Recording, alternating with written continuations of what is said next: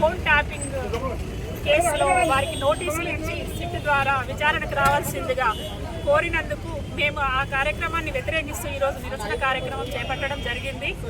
ఎందుకంటే కేసీఆర్ గారిని విచారణకు పిలవడము అనేది ఎలా ఉంది అంటే మాకు తెలంగాణ గుండెల్లో బాణం గుచ్చినట్టుగా ఉంది.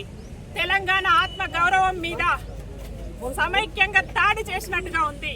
తెలంగాణ వాదులను అనగదొక్కాలని చూస్తున్నట్టుగా ఉంది. బీఆర్ఎస్ పార్టీ తెలంగాణ ప్రజలంతా కూడా కేసీఆర్ కోసం అప్పుడు ఎలా ఉన్నారో 2001లో కంకణ బద్దుల ఎట్లా ఉన్నారో ఇప్పుడు కూడా అట్లే ఉన్నారని చెప్పి నేను ఈ సందర్భంగా తెలియజేస్తూ ఉన్నాను. కేసీఆర్ గారు అంటే ఎవరండి? తెలంగాణ కన్నీళ్లు పెడుతున్నటువంటి సందర్భంలో కాళేశ్వరం రూపంలో నీళ్లు తీసుకొచ్చి తెలంగాణకు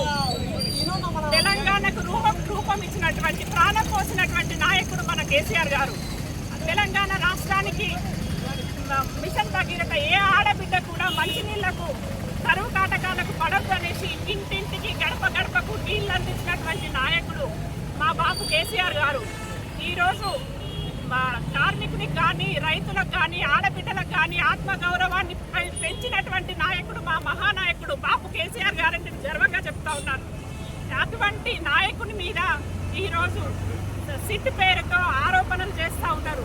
ఇది రాజకీయ పరమైన కుట్ర, ఇది రాజకీయ పరమైన వేషణలు చేస్తున్నారు. ఆయన మీద ఆరోపణలు చేస్తూ ఉన్నారు. ఎందుకంటే ఇది పూర్తిగా చట్టపరమైన విచారణ రాజకీయపరమైన వేటన తెలియజేయాల్సిందిగా నేను తెలంగాణ రాష్ట్ర ప్రజలందరినీ కూడా, తెలంగాణ రాష్ట్ర ప్రజలారా, ఈరోజు మన కేసీఆర్ గారి మీద పెట్టినటువంటి ఆరోపణలన్నింటినీ కూడా మనం తిప్పికొట్టాల్సిన అవసరం ఉంది. ఎందుకంటే అరిచేయితో సూర్యకాంతిని ఆపుతాం అనుకోవడం ఈ రోజు ఉన్నటువంటి కాంగ్రెస్ ప్రభుత్వం మూర్ఖత్వం అని చెప్పి నేను తెలియజేస్తా ఉన్నాను.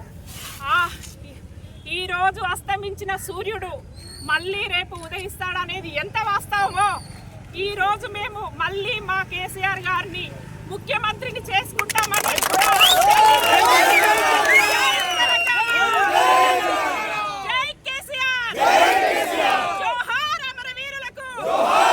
తొలి ముఖ్యమంత్రి 13 సంవత్సరాలు ఉద్యమం ఈ యొక్క రాష్ట్రాన్ని ప్రజలందరినీ ఏకదాటిపై తీసుకొచ్చి 13 సంవత్సరాలు ఉద్యమం నడిపించినటువంటి వ్యక్తి కేసీఆర్. ఇలా తెలంగాణలో ఉన్నటువంటి మరి ప్రతి ఒక్క మనిషిలో కేసీఆర్ అనేది ఇవాళ ఎవరు తూర్పుపోయేది కాదు. మరి కళ్ళబొల్లి మాటలు చెప్పి ఆ రోజు అధికారంలోకి వచ్చిన కాంగ్రెస్ పరిస్థితి ఈ రోజు మరి మున్సిపాల్ ఎన్ని కేసీఆర్ ఫ్యామిలీని మరి బదనాం చేయాలి, పబ్లిక్ లో మరి క్రెడిట్ సంపాదించాలి, ఓట్లు దండుకోవాలని ఈ రోజు ఏదైతే కాంగ్రెస్ చూస్తుందో వాళ్ళ అవివేకము, వారి తెలివితక్కువతనం అనేది కూడా నేను తెలియజేస్తున్నాను. ఎందుకంటే కేసీఆర్ అంటే మరి ఈ దేశంలోనే ఒక ఐకాన్, ఒక ప్రతి ఒక్కరిలో ఇవాళ రాష్ట్రం మొత్తంలో కూడా రకరకాల పథకాలు కూడా దేశంలో అమలు చేయని పథకాలు మరి ఇక్కడ అమలు చేసినటువంటి వ్యక్తి. కాబట్టి పబ్లిక్లో ఏదైతే కాంగ్రెస్ మరి రేవంత్ రెడ్డి అనుకుంటుండో మరి కేసీఆర్ ఫ్యామిలీని కానీ టీఆర్ఎస్ని కానీ పబ్లిక్ నుంచి పక్కకు తొలగించాలి అని ఏదైతే వారు అనుకుంటుందో ఎట్టి పరిస్థితుల్లో ఇవాళ మరి కేసీఆర్ వెంటనే ఇవాళ తెలంగాణ మొత్తం కూడా సమాజం మొత్తం కూడా ఉందన్నది గుర్తుంచుకోవాలి. మీరు కేసీఆర్కు ఈగ వాళ్తే తెలంగాణ మొత్తంలో మరి దగ్గున మండే పరిస్థితి ఉంది. ఈ యొక్క పబ్లిక్ అనేది గుర్తుపెట్టుకోవాలి. ఇవాళ గల్లీలో గ్రామంలో ఇవాళ రేవంత్ రెడ్డి దిష్టి బొమ్మలు తగలవేస్తున్నాయంటే ఇది ఒక శాంపిల్ మాత్రమే అనేది మీ కాంగ్రెస్ గవర్నమెంట్ గుర్తించవలసిన అవసరం ఉంది.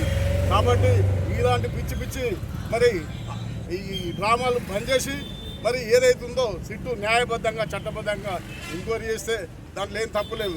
వారు లీకింగ్లు ఇచ్చుకుంటూ ఏదో మరి గవర్నమెంట్ ఫేవర్గా కూడా వాళ్ళు కూడా లీకింగ్స్ ఇస్తున్నారు. ఇది సరైన పద్ధతి కాదనేది కూడా తెలియజేస్తున్నాను. కాబట్టి తెలంగాణ సమాజం ఈరోజు అన్నీ గమనిస్తుంది. రాబోయే ఎలక్షన్లో సరైన బుద్ధి చెప్తుంది అనేది కూడా నేను తెలియజేస్తూ మరి ముగిస్తున్నాను. జై కేసీఆర్.